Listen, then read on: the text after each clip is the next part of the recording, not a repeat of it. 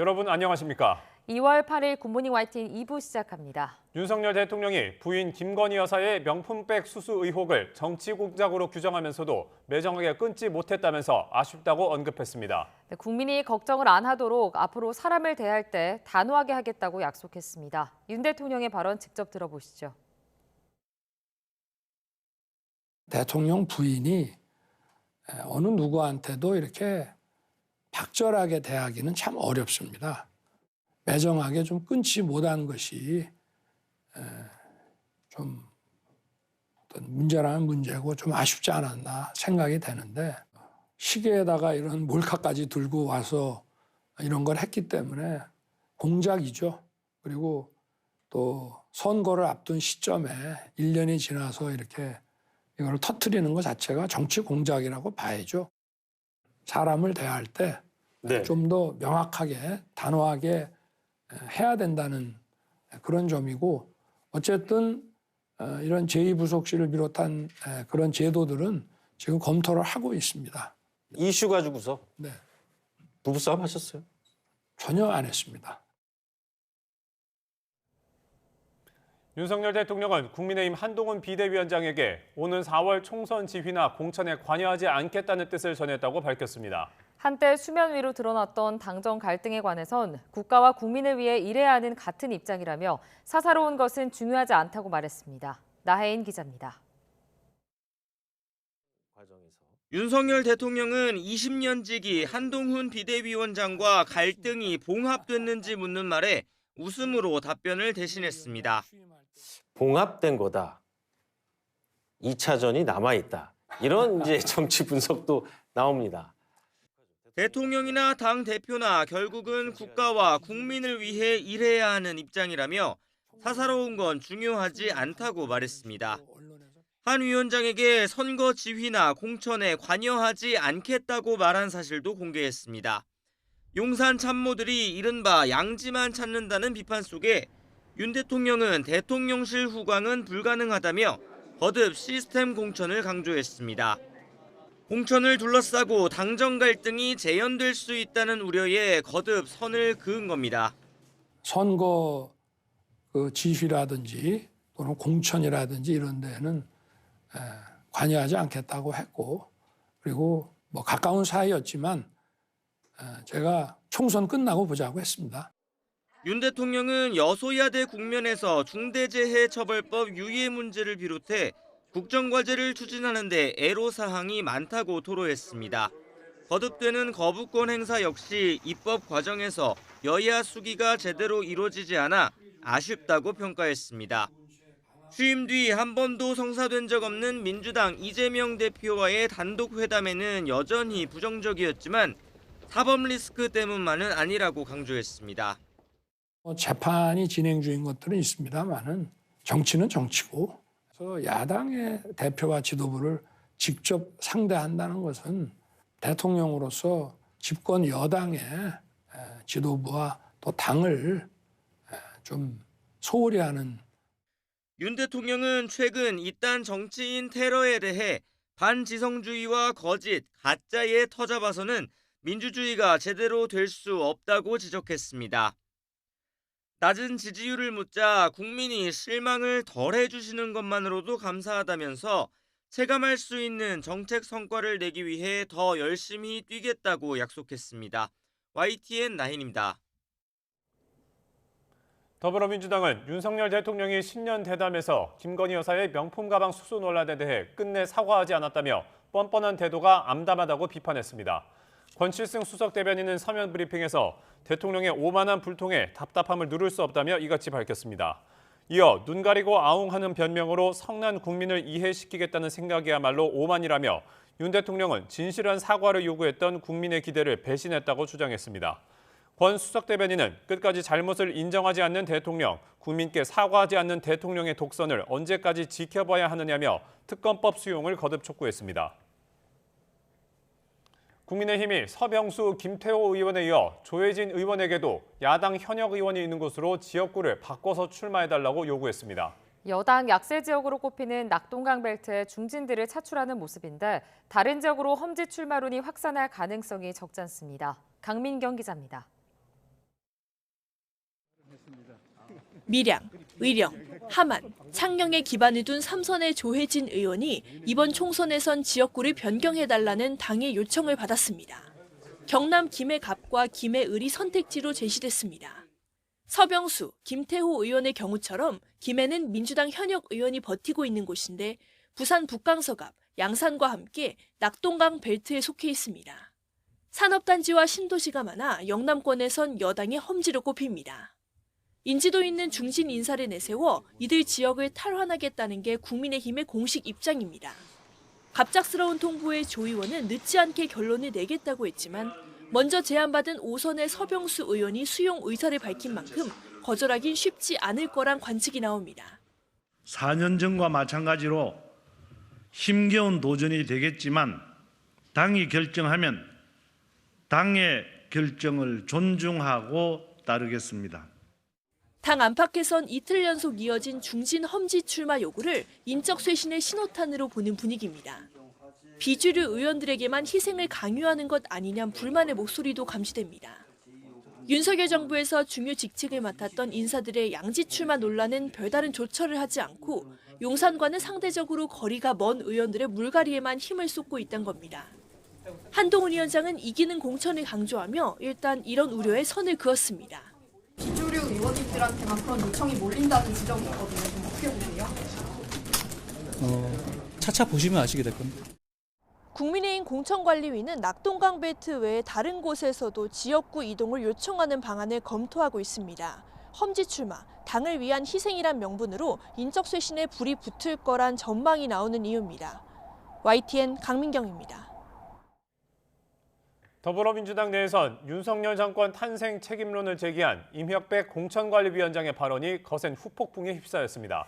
문재인 정부 출신 인사들을 겨냥한 사실상의 불출마 압박이란 해석에 친문계가 반발하면서 당 내홍이 재현되는 분위기입니다. 김대겸 기자입니다. 최근 당내 일각에서 제기된 문재인 정부 출신 책임론을 공개적으로 저격하는 목소리가 당 지도부 회의에서 터져나왔습니다. 책임을 회피할 생각은 없습니다. 다만 통합의 정치, 연대의 정치가 절실한 때에 무엇이 범진보 진영의 승리를 안겨줄 수 있는지 치열하게 고민해야 합니다. 윤석열 정권 심판에 총력을 다해도 모자랄 판에 같은 편을 겨누는 뺄셈 정치를 해선 안 된다는 겁니다.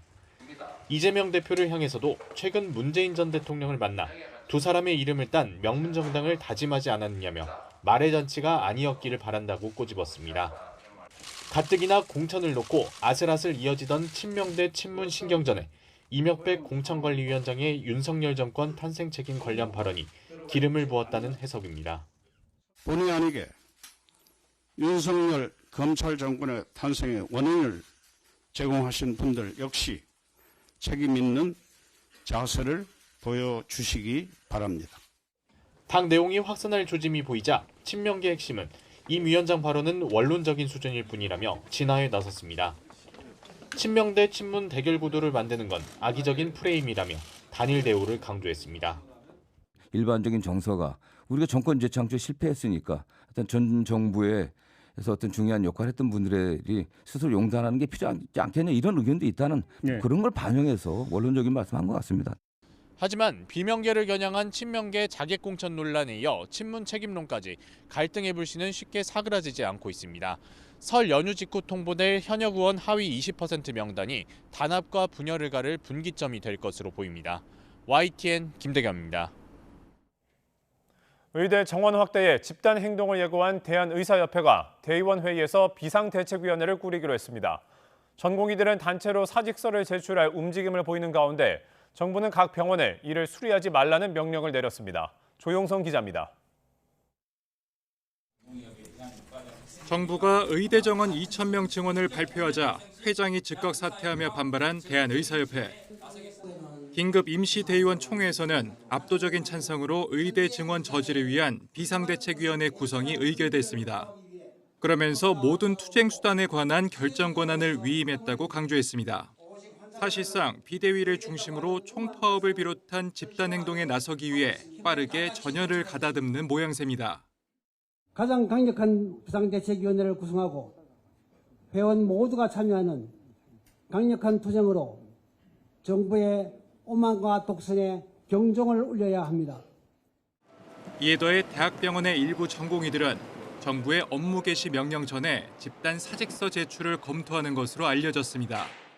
박단 대한전공의협의회 회장은 SNS에 2,000명은 너무 지나치다며 할 수 있는 모든 대응 방안을 강구하기로 했다고 강조했습니다. 이 같은 움직임에 정부는 전문의가 수련하는 병원에 사직서 수리 금지 명령을 내렸습니다. 집단으로 사직서를 내더라도 업무 개시 명령을 내릴 수 있고 이를 거부하면 처벌될 수 있다는 입장입니다. 또 매일 중앙사고수습본부 회의를 통해 의사들의 집단 행동에 대한 방안을 논의하며 강력하게 대응한다는 방침입니다. 일단은 우리나라 고령화와 이런 것 때문에 의사의 수요는 뭐 점점 높아가고요. 의대 정원 확대는 이제는 더 이상 미룰 수 없는 일인 것 같습니다. 연일 의정 관계가 강대강으로 대치하는 가운데 의사협회 관계자는 긴박한 상황을 반영해 설 연휴 기간의 비대위원장 선출에 이어 집단 행동 계획이 조만간 가시화될 수 있다고 전망했습니다. YTN 조용성입니다. 앞서 정부는 의대 증원을 통해 10년 뒤 의사 10,000명을 확충할 수 있다고 밝혔는데 중요한 건 늘어난 의사들이 어디로 가느냐입니다. 여러 정책으로 필수 지역의료 의사 인력을 확보할 수 있다는 게 정부의 설명이지만 강제성 있는 대책이 없이는 어렵다는 지적도 나오고 있습니다. 김혜은 기자가 보도합니다. 장관님은 피한성 정재영이라고 들어보셨어요? 지금 인기가 있는 과들을 앞자를 줄여가지고 말하는 걸로 알고 있습니다. 의사들이 이른바 피한성 같은 인기과로 몰리는 현상은 올해도 이어졌습니다. 대학병원 전공의 모집 결과 피부과 같은 인기과는 정원을 훌쩍 넘긴 지원율을 보였지만 소아과 같은 필수 과목은 턱없이 모자랐습니다. 의대 정원 확대로 필수 과목을 선택하는 의사가 늘면 다행이지만 인기과에 더 몰릴 거란 우려도 큽니다. 주요 병원이 수도권에 몰린 상황에서 지역의 의사를 남게 하는 일도 쉽지 않은 일입니다. 정부는 필수 의료에 5년 동안 10조 원 넘게 투자해서 동기를 부여하고 지역 정착을 지원하면 해결될 걸로 보고 있습니다. 강제적으로 하기보다는 그런 제도적으로 뒷받침이 되면 자연스럽게 그 지역에 있는 병원으로 그리고 필수 의료 분야에 의사들이 갈 걸로 이렇게 생각을 합니다. 하지만 지금도 파격적인 조건에도 의사 구하기 어려운 의료기관이 많은 상황.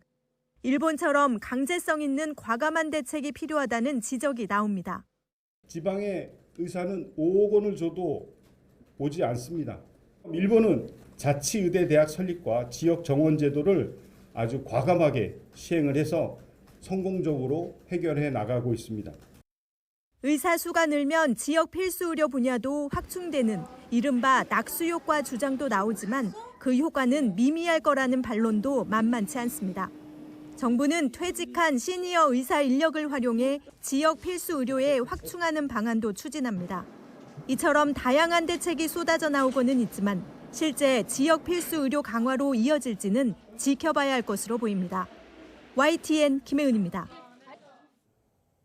의대 증원과 관련해 각 대학별 증원 규모가 오는 4월 중하순쯤 결정될 예정인 가운데 비수도권 의대 정원의 60% 이상을 지역 인재 전형으로 선발한다는 방침에 대해서는 추가 절차가 필요한 것으로 확인됐습니다. 교육부는 소규모 의과대학 역량 강화와 지역의료 필요성을 다각도로 고려해서 대학별 정원을 배분하겠다면서 이같이 밝혔습니다. 특히 대학별 정원을 결정하는 배정위원회도 아직 구성되지 않았다며 확답할 수 없다고 설명했는데 지역 인재 전형 60%가 의대 증원 배정을 받기 위한 선결, 진입 요건은 아닐 것으로 본다고 밝혔습니다. 민정수석은 수사지휘를 해서는 안 됩니다. 검찰개혁을 완수하고자 합니다. 조국 전 장관보다 윗선 짓이 있었습니까? 청와대 민정수석이던 지난 2017년 감찰을 무마했다는 혐의를 비첩보 자체에 대해서는 근거가 약하다고 보았습니다.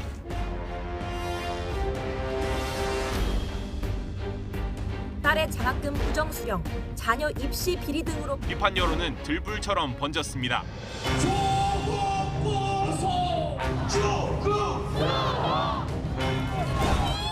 조국 가족 PC 확보하셨습니까? 혹시 한 말씀만 부탁드립니다.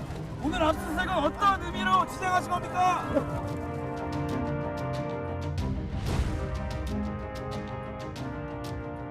오늘 1.3재판 판결에 대해서 겸허히 받아들이고 유죄가 난 부분에 대해서는 보다 성실하고 진솔하게 2심에 항소하여 무죄를 다투겠습니다.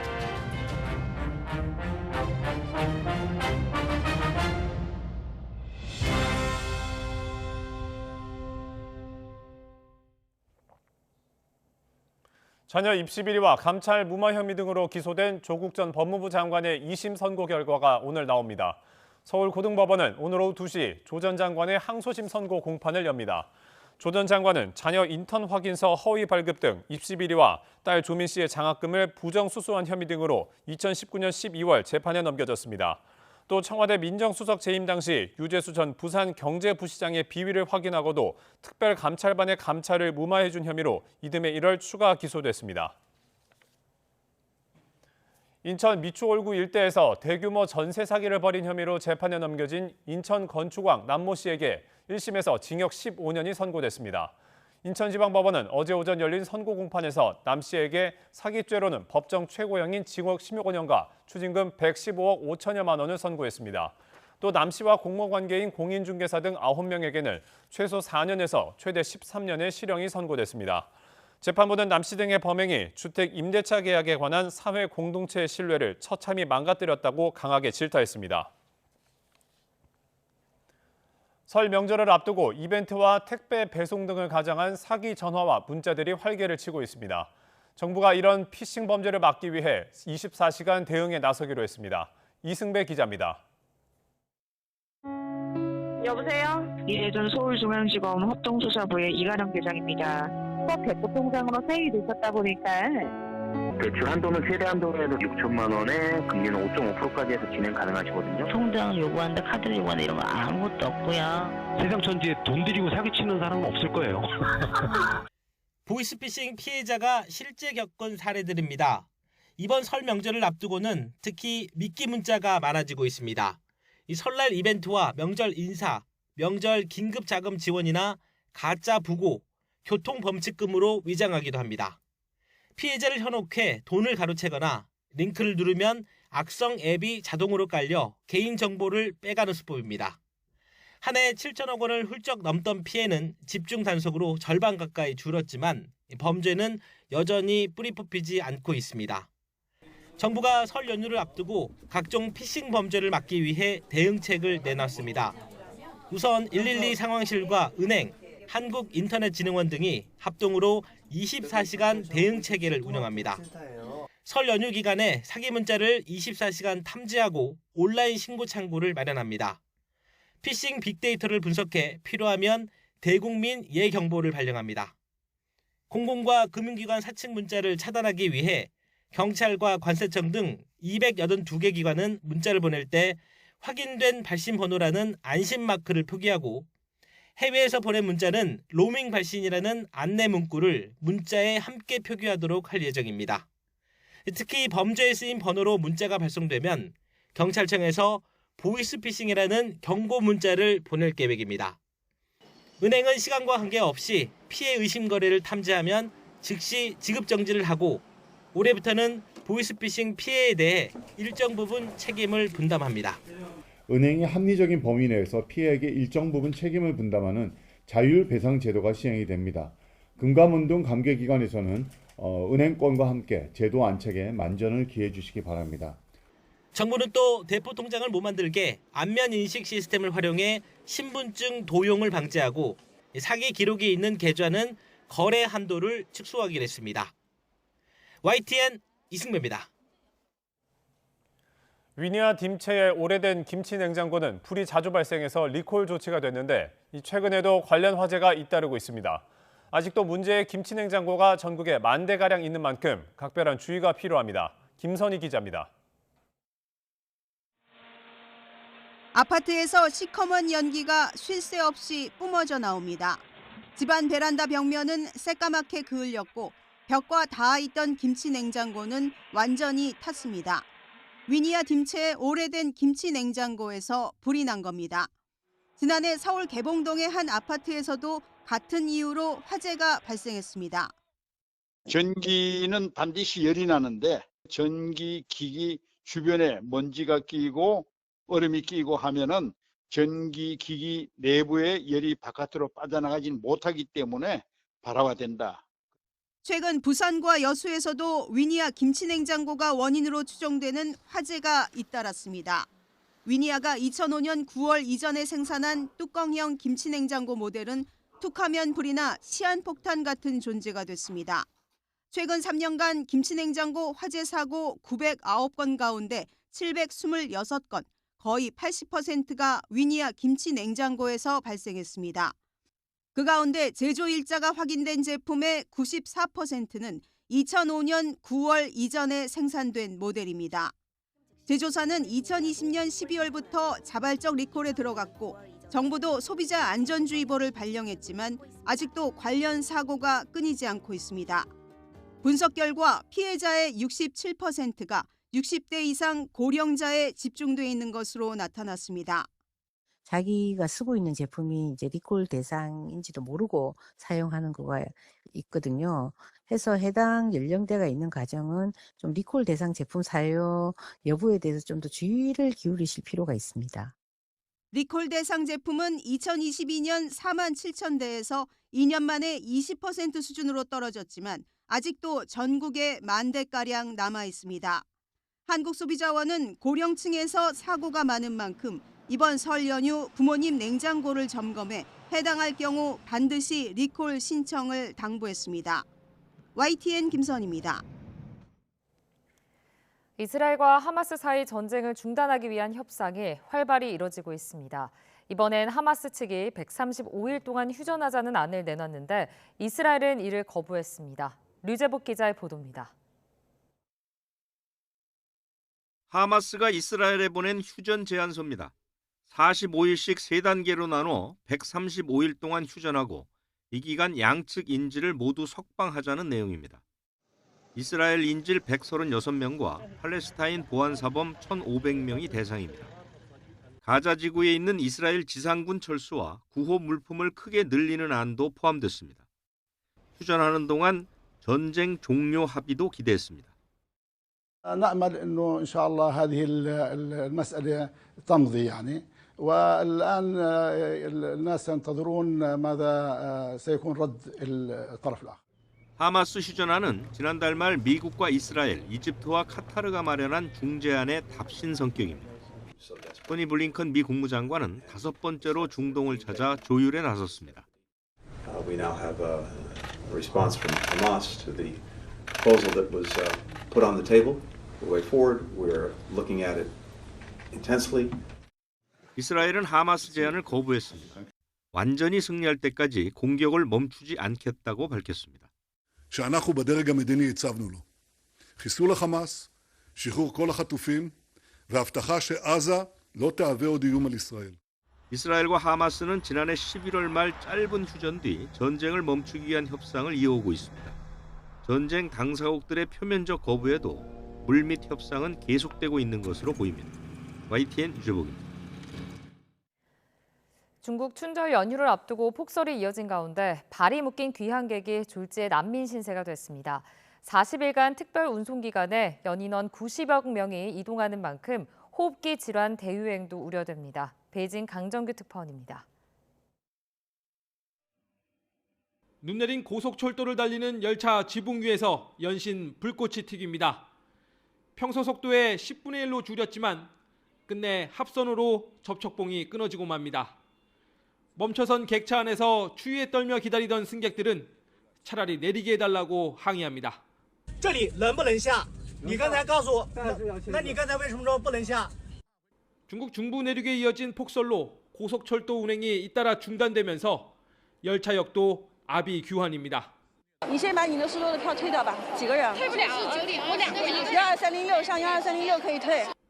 얼마나 오랫동안 꿈쩍도 못했는지 고속도로와 차량에 눈이 소복이 쌓였습니다.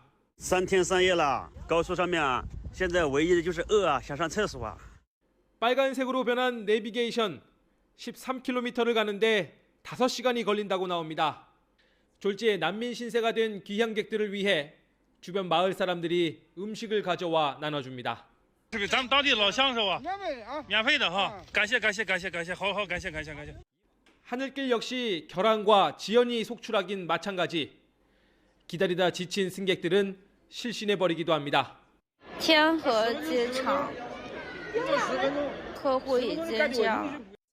2008년 춘절 때도 겪어봤던 폭설이라 나름 대비를 했다지만 이번에도 대란을 막진 못했습니다.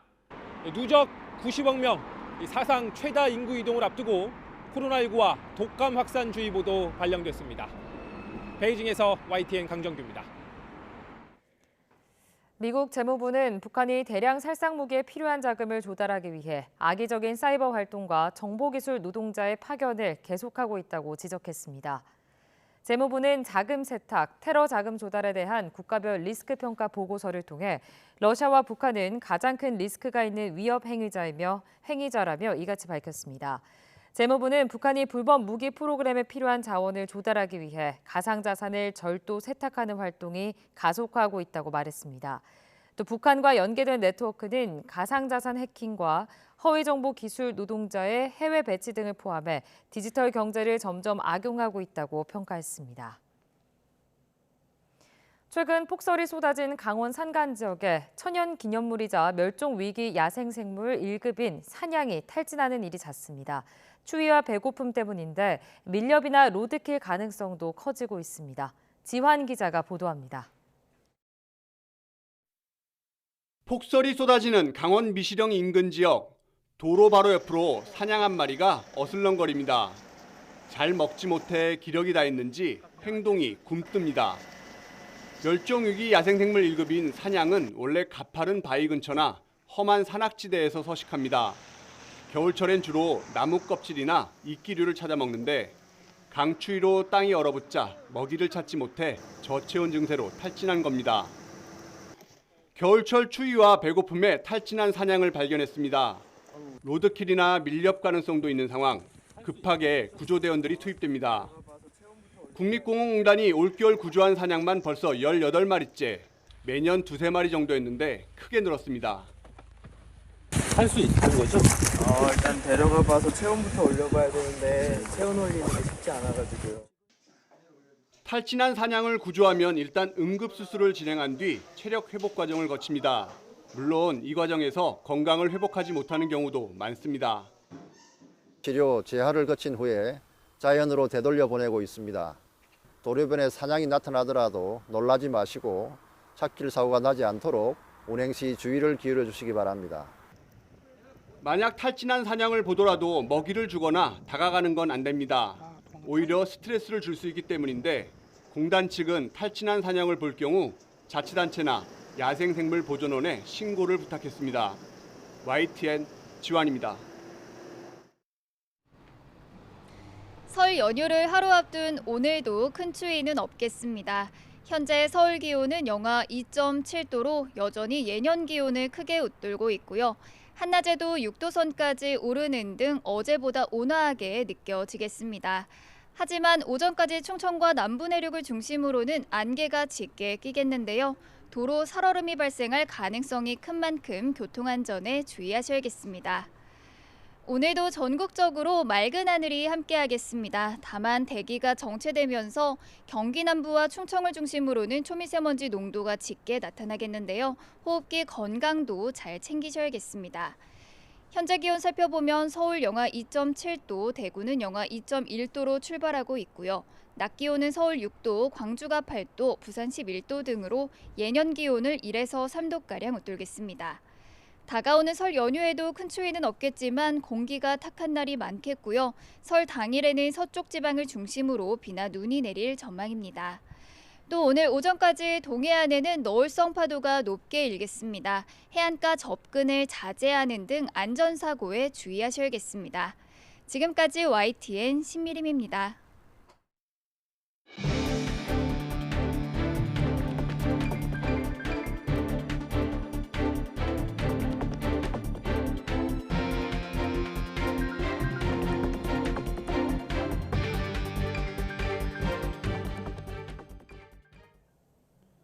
윤석열 대통령이 오는 4월 총선과 관련해 선거 지휘나 공천에 관여하지 않겠다고 한동훈 비대위원장에 말했다고 밝혔습니다. 용산 참모 출신들의 출마와 관련해서도 대통령실 후강은 불가능하고 특혜는 기대하지 말라고 거듭 강조했습니다. 윤 대통령의 발언 들어보겠습니다.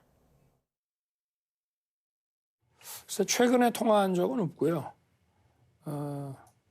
비대위원장 이제 취임할 무렵에 통화를 좀 했고요. 그리고 저도 선거 지휘라든지 또는 공천이라든지 이런 데는 관여하지 않겠다고 했고, 그리고 뭐 가까운 사이였지만 제가 총선 끝나고 보자고 했습니다. 이런 사사로운 이런 게 중요하지 않고 또 그런 거를 앞세워서 어떤 판단을 하고 이러면 안 된다고 생각합니다. 특혜라고 하는 건 아예 기대도 하지 말고 나 자신도 그런 걸 해줄 능력이 안 된다. 그러니까 공정하게 룰에 따라서 뛰라고 그렇게만 했습니다. 윤석열 대통령이 부인 김건희 여사의 명품 가방 수수 의혹과 관련해 매정하게 끊어내지 못한 게 아쉽다고 첫 공식 입장을 밝혔습니다. 윤 대통령은 정치 공작이라고 규정하면서도 제2부속실 설치 등 제도적 보완책을 언급했습니다. 강희경 기자입니다. 윤석열 대통령의 신년대담에서 가장 관심을 끈 건 부인 김건희 여사의 명품 가방 수수 의혹입니다. 윤 대통령은 아버지와의 친분을 앞세워 접근하는 사람에게 김 여사가 박절하게 대하긴 어려웠을 거라고 전후 사정을 설명했습니다. 그러면서도 매정하게 끊지 못한 게 문제고 아쉽다고 말했습니다. 대통령 부인이 어느 누구한테도 이렇게 박절하게 대하기는 참 어렵습니다. 매정하게 좀 끊지 못한 것이 어떤 문제라는 문제고 좀 아쉽지 않았나. 윤 대통령은 의혹이 제기된 과정을 두고는 정치 공작이라고 규정했습니다. 김 여사가 몰카 범죄의 피해자라는 여권 주류 목소리와 발을 맞춘 겁니다. 시계에다가 이런 몰카까지 들고 와서 이런 걸 했기 때문에 공작이죠. 그리고 또 선거를 앞둔 시점에 1년이 지나서 이렇게 이걸 터뜨리는 것 자체가 정치 공작이라고. 윤 대통령은 유감이나 송구, 사과 같은 표현은 하지 않았습니다. 대신 배우자를 전담 보좌하는 제2부속실 설치를 검토하고 있다고 제도적 보완책을 밝혔는데 예방 조치가 아닌 사후 감찰용이라고 한계도 함께 언급했습니다. 윤 대통령이 관련 의혹을 언급한 건 이번이 처음인데 여론 방향에 따라 2달 가까이 두문불출하고 있는 김 여사의 활동 재개 시점과 운신의 폭이 정해질 것으로 보입니다. 윤 대통령의 신년대담은 밤 10시부터 90분 넘게 KBS를 통해 녹화 방송됐는데 일방적 홍보이자 약속대담이라는 비판을 의식한 듯 향후 소통 기회를 더 늘리겠다고 약속했습니다. 우리 언론과 좀 접할 수 있는 기회를 좀 종종 만들겠습니다. 대통령실도 전통적 방식의 기자회견이나 김치찌개 간담회 등 다양한 소통을 계속 검토, 추진하겠다는 방침입니다. YTN 강희경입니다. 국민의힘 한동훈 비상대책위원장은 김건희 여사 명품 가방 수수 의혹을 저열한 몰카 공작으로 규정하고 민주당 정부 당시 영부인에 대한 여러 가지 의혹이 훨씬 더 많았다고 주장했습니다. 한 위원장은 어제 관훈클럽 초청 토론회에서 김 여사 논란과 관련해 전후 과정에서 국민께서 걱정할 만한 부분이 있었다는 건 분명하다는 기존 입장을 유지하면서도 이같이 밝혔습니다. 이어 특별감찰관이 5년 내내 임명되지 않은 건 문재인 정부라며 다른 곳도 아닌 민주당이 이런 지적을 하는 건 국민이 공감하지 않을 거라고 비판했습니다. 더불어민주당은 한동훈 비대책위원장의 발언을 두고 내로남불이라고 비판했습니다. 권칠승 수석 대변인은 어제 브리핑에서 한 위원장이 야당 대표에 대해선 모욕을 서슴지 않더니 김건희 여사 수사는 모호한 답변으로 국민의 물음으로부터 도망치려 했다고 말했습니다. 이어 국민의 의혹 앞에서 도망치는 모습을 한 위원장이 윤석열 대통령 아바타임을 다시 한번 확인시켜줬다며 아무리 내로남불 주장으로 본질을 흐리려 해도 김 여사를 피해자로 둔갑시킬 수는 없다고 지적했습니다.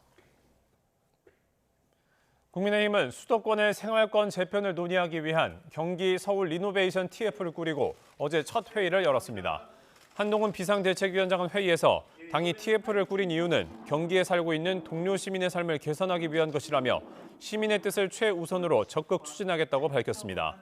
TF위원장을 맡은 배준영 의원도 일부 기초자치단체의 서울 편입과 경기 분도의 관점이 아닌 경기, 서울 재편이라는 큰 틀에서 오로지 행복 극대화를 위한 정책을 추진할 것이라고 말했습니다. 더불어민주당은 야권 소수정당과의 통합형 비례정당을 꾸리기 위한 민주개혁 진보 선거연합 추진단 인선을 마무리했습니다. 이재명 대표는 민주연합 추진단장으로 3선의 박홍근 의원을, 부단장에는 재선 김영진 의원을 각각 임명했습니다. 추진단장인 박홍근 의원은 오늘 국회에서 기자간담회를 열고 앞으로 통합형 비례정당 추진 계획과 협상 방향 등을 설명할 예정입니다. 민주당이 범야권 세력과의 비례연합정당 추진을 공식화하면서 당선권 비례대표 순번을 둘러싼 신경전이 벌써 달아오르고 있습니다. 여당도 위성정당 창당에 속도를 내는 가운데 제3지대는 통합 공천 논의에 착수했습니다. 이준엽 기자입니다. 박홍근 전 원내대표를 준위성 정당 실무 책임자로 임명한 민주당은 연대 대상과 범위 등에 대한 검토에 들어갔습니다. 누구와 손을 잡을지부터 창당 시기까지 모든 걸 들여다볼 예정인데 핵심은 비례대표 순번입니다. 4년 전 총선 때는 군소정당을 당선권인 앞순위로 배려했지만 이번엔 지나치게 양보해서는 안 된다는 당내 의견이 적지 않습니다. 일률적으로 판단해서는 안 된다고 보고 있습니다. 민생 문제, 경제 문제, 안보 문제 이런 문제 전문가들을 저는 앞에 선순위에 배치돼야 된다고 보고 있습니다. 민주당과 협력을 타진하는 야권에선 당장 견제구를 날렸습니다. 당선 안정권 순번을 특정 정당이 독점하지 말고 서로 번갈아 배치하자는 제안이 나왔습니다. 앞순번, 뒷순번을 두고 민주당과 소수정당이 다툴 때가 아닙니다. 각 정당의 의석 규모는 민주진보 진영의 승리를 바라는 국민께서 각 정당을 지지하는 만큼 반영하는 것이 옳습니다. 본격적인 협의 과정에서 팽팽한 신경전을 예고한 건데 별도 위성정당을 준비하는 여당은 한 발 앞서 구체적인 밑그림을 내놨습니다. 오는 15일 창당을 목표로 비례대표를 희망하는 영입인재를 위성정당에 투입하는 방안까지 고민하고 있습니다. 아마 발기인 대회는 마친 걸로 알고 있고 지금 이 상황이라면 아마 15일쯤에는 구체적인 창당 결과가 나타나지 않을까 그렇게 예상하고 있습니다. 거대 양당이 위성정당 논의에 속도를 내자 제3지대 세력도 빅텐트론에 다시 시동을 걸고 있습니다. 현행 준연동 형제에서는 최소 3% 이상의 득표율이 나와야 비례의석을 가져갈 수 있는 만큼 몸집 불리기 요인이 커진 겁니다. 연결고리는 합당을 전제로 한 통합공천관리위 구성입니다. 합당을 전제로 한 모임이다라고 하는 거에 대한 합의가 있었습니다. 그래서 오히려 위상이 더 커졌고요. 과정과 절차 전체를 여기서 논의하게 될 거고 가급적 빠른 시간 내에 마무리하자. 물론 당명과 정강정책, 지향하는 가치 등 제3지대 빅텐트 성사까진 넘어야 할 산이 많습니다. 여야 가리지 않고 비례대표 의석을 둘러싼 정치권의 수싸움이 치열해지는 모습입니다. YTN 이준엽입니다. 더불어민주당 전당대회 돈봉투 의혹을 수사하는 검찰이 금품을 받은 것으로 지목한 의원 가운데 처음으로 무소속 이성만 의원을 재판에 넘겼습니다. 검찰은 다른 수수 의심 의원에게도 피의자 소환을 통보했지만 의원들이 출석에 불응해 총선 전 처분이 이뤄질지는 미지수입니다. 김태원 기자의 보도입니다. 민주당 전당대회 당시 뿌려진 돈봉투를 받았다는 현역 의원 가운데 처음으로 이성만 의원이 법정에 서게 됐습니다. 검찰은 무소속 윤관석 의원 등을 압수수색하며 돈봉투 수사를 본격화한 지 10달 만에 이 의원을 불구속 기소했습니다. 이 의원은 전당대회를 앞둔 2021년 4월 송영길 전 대표 지지 모임에 참석해 윤 의원에게 300만 원이 든 돈봉투를 수수한 혐의를 받습니다. 또 이정근 전 사무부총장과 강래구 전 한국감사협회장 등 송영길 캠프 관계자들에게 불법 자금 1,100만 원을 건넨 혐의도 적용됐습니다. 앞서 검찰은 지난해 5월과 8월 두 차례 이 의원의 구속영장을 청구했지만 한 번은 국회 문턱을 또 한 번은 법원 문턱을 넘지 못했습니다. 그럼에도 검찰은 지난달 이 의원을 다시 소환하며 수사의 고삐를 당겼습니다. 검찰 관계자는 돈봉투 살포에 주도적으로 관여해 책임이 크고 증거가 충분히 확보돼 먼저 재판에 넘겼다고 설명했습니다. 지난 5일 총선 출마를 선언한 이 의원은 노골적인 총선 개입용 정치쇼라며 검찰의 정치 개입에 맞서 계속 싸우겠다고 반발했습니다. 검찰은 이와 함께 송 전 대표 지지 모임에 참석한 10명 가운데 강제 조사를 벌인 이 의원과 임종성, 허종식 의원 외에 나머지 7명도 모두 피의자로 입건하고 서면으로 소환을 통보했습니다. 하지만 의원들은 총선 일정 등을 이유로 출석에 불응하는 것으로 전해졌습니다. 검찰 관계자는 민주당 의원들이 정당한 요구에 응하지 않은 채 사실상 특권을 요구하고 있다며 조사에 협조할 것을 거듭 촉구했습니다. 총선이 임박한 데다 국회의원의 회기 중 불체포 특권까지 감안하면 검찰이 총선 전에 체포영장을 청구하는 강수를 두기는 쉽지 않다는 분석이 나옵니다. 이 때문에 돈봉투를 받은 것으로 의심되는 다른 의원들의 조사와 처분은 총선 이후에나 본격화할 것으로 보입니다. YTN 김태원입니다. 이정섭 대전고검 검사의 비위 의혹과 관련해 처남댁 강미정 씨 측이 검찰에 제출한 증거 자료에 이 검사 장인의 칠순잔치와 불꽃축제 등이 포함된 것으로 파악됐습니다. 강 씨 측이 지난 1월 검찰에 제출한 휴대전화 포렌식 자료에는 지난 2018년 4월 서울에 있는 고급 호텔에서 열린 이 검사 장인의 칠순잔치 사진 등이 담겼습니다. 강 씨 측은 당시 100명 남짓한 사람이 식사하고 방도 예약했는데 이 검사가 결제하고 받은 영수증에는 겨우 100만 원이 적혀 있었다고 주장하고 있습니다. 강 씨 측은 이 밖에도 이 검사가 세계 불꽃축제에서 무상으로 편의를 제공받거나 리조트에서 접대를 받았다며 관련 증거와 함께 진술서를 제출했습니다. 은행 간부를 끼고 대출자 신용등급 등을 조작하는 방식으로 거액의 부당대출을 받은 혐의 등을 받는 일당이 재판에 넘겨졌습니다. 창원지방검찰청은 특정경제범죄법상 사기 혐의 등으로 전 시중은행 부지점장 A씨 등 2명을 구속 기소했습니다. 부당대출에 가담한 혐의를 받는 40대 B씨 등 4명은 불구속 기소했습니다. A씨 등은 대출 명의자 신용등급 등을 부풀려 고액 대출을 받는 수법으로 지난 2021년 7월부터 1년 6개월 동안 해당 은행에서 65차례에 걸쳐 대출금 160억 원가량을 받아 챙긴 혐의를 받습니다.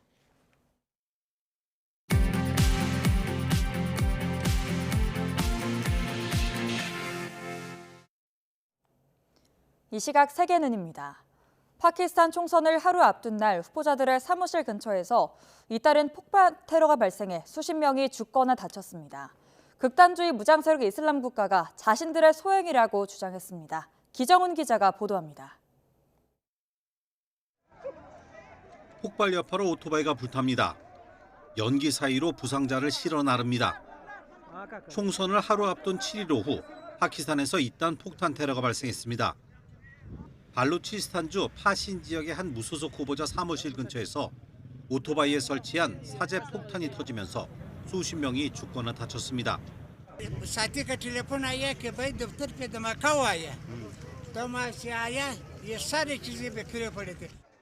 불과 몇 시간 후 파신에서 멀지 않은 킬라 사이플라 지역의 한 정당 후보자 사무실에서 또 다른 폭탄이 터지면서 역시 수십 명의 사상자를 냈습니다. जमात उलमा इस्लाम की तकरीबन 10 साथी शहीद हुए और बहुत से जख्मी हुए. 극단주의 무장 세력 이슬람 국가는 두 건의 테러 모두 자신들 소행이라고 주장했습니다. 270여 명의 의원을 뽑는 총선을 앞두고 파키스탄에선 지난 연말부터 테러가 이어졌습니다. 며칠 전에는 로켓포와 수류탄으로 무장한 괴한 30여 명이 북서부 지역의 한 경찰서를 공격해 경찰관 10명이 숨지고 6명이 다쳤습니다. 지난해 12월에도 카이버 파크툰쿠아주의 한 검문소를 겨냥한 자살폭탄 테러로 23명이 사망하고 32명이 다치기도 했습니다. 이번 총선에 나선 후보자가 총에 맞아 숨진 것도 지금까지 최소 2명 이상입니다. 당국은 치안 유지에 비상입니다. There will be 6,500 police officers who will be deployed for these duties on the election day, and that has started with the transportation of the electoral material from today. 경찰 수만 명과 군병력까지 투입한다는 파키스탄 정부를 비웃기라도 하듯 선거 바로 전날까지 폭탄 테러가 이어지면서 유권자들을 불안하게 하고 있습니다. YTN 기정훈입니다. 중국 해커들이 최소 5년 동안 수도와 전기 등 미국의 핵심 인프라 시설에 잠입해왔고 유사시 미국 사회 전반에 혼란을 불러올 수 있는 수준의 태세를 갖췄다고 미국 CNN이 보도했습니다. CNN은 미국과 영국, 캐나다, 호주, 뉴질랜드 정보당국이 공동으로 작성한 비공개 보고서에서 이같이 분석했고 미 당국이 조만간 해당 보고서를 공개할 방침이라고 보도했습니다. 베냐민 네타냐후 이스라엘 총리는 하마스가 제안한 135일 휴전안을 거부했습니다. 네타냐후 총리는 중동을 찾은 토니 블링컨 미 국무장관과 만난 뒤 기자회견을 열어 이같이 밝혔습니다. 네타냐후 총리는 인질 석방을 위해서는 군사적 압박을 계속해야 한다며 완전한 승리 외에 다른 해결책은 없다고 주장했습니다. 이스라엘과 하마스 사이에 전쟁이 벌어지고 있는 가자 지구에서 급성 영양실조를 겪는 어린이의 비율이 가파르게 오르고 있습니다. UN 인도주의 업무조정국 OCHA가 4살 미만 어린이 3,500명을 조사한 결과 급성 영양실조에 걸린 비율이 9.6%로 나타났습니다. 전쟁이 시작된 지난해 10월 이전 급성 영양실조에 걸린 어린이의 비율은 0.8%였습니다. 지금까지 이 시각 세계는이었습니다.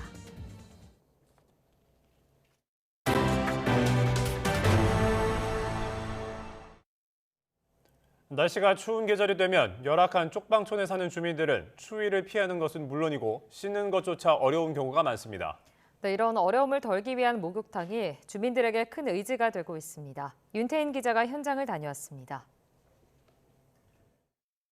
목욕 바구니를 든 쪽방촌 주민이 계단을 한 걸음 한 걸음 내려갑니다. 주황색 표를 건네받은 직원이 살갑게 인사를 건넵니다. 어서 오세요. 날씨 춥죠? 입구에서부터 전해지는 따뜻한 기운. 쪽방촌 지역에 1년 전 문을 연 동행 목욕탕입니다. 서울에 있는 쪽방촌 5구역에서 8곳이 운영되고 있는데 주민들에게 무료로 배포되는 이용권만 있으면 마음껏 이용이 가능합니다. 수도 설비가 열악해 추운 겨울 온수로 씻기 힘든 쪽방촌 주민에게는 너무나 고마운 존재입니다.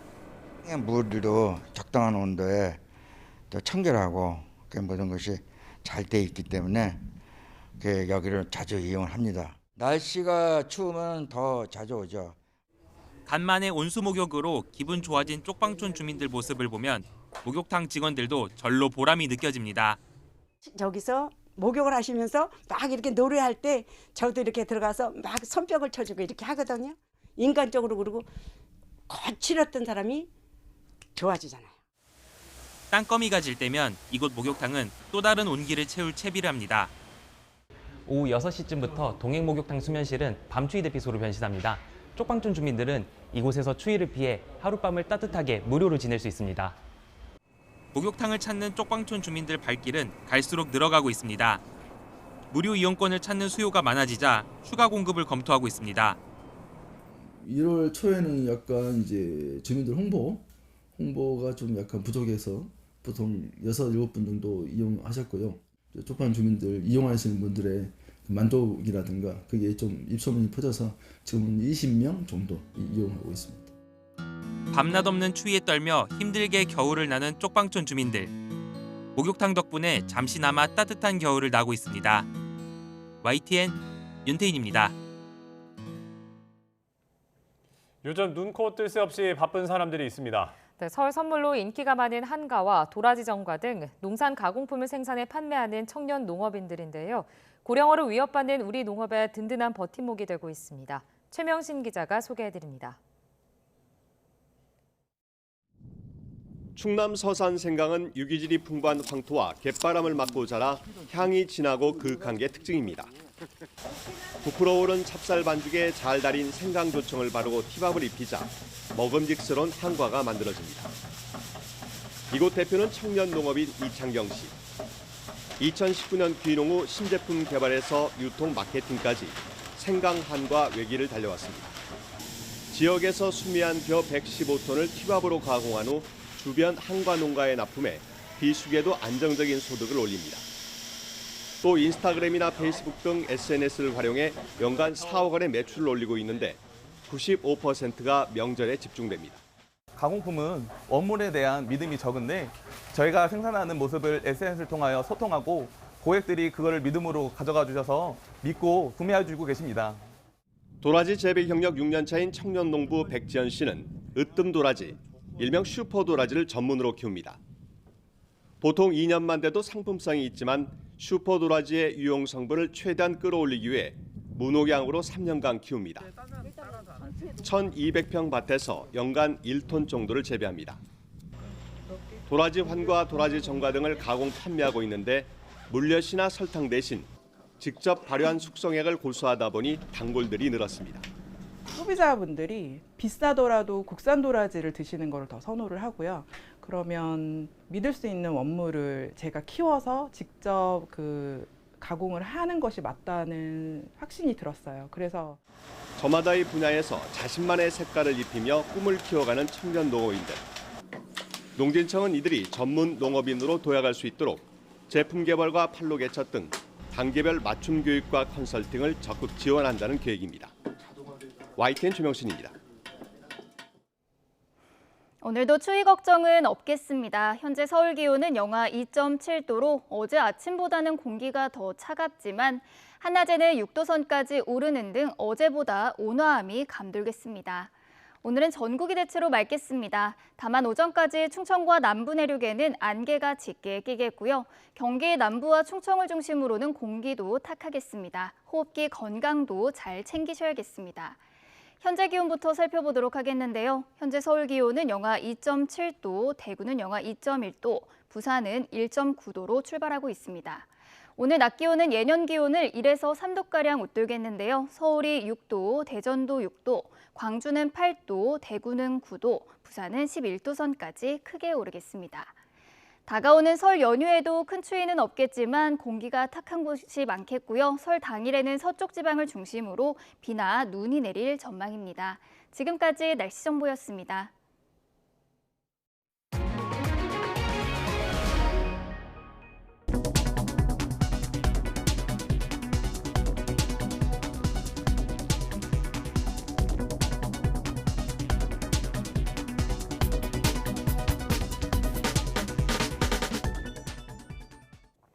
굿모닝 YTN 2부 마칩니다. 잠시 후 6시 50분 3부에서 뵙겠습니다.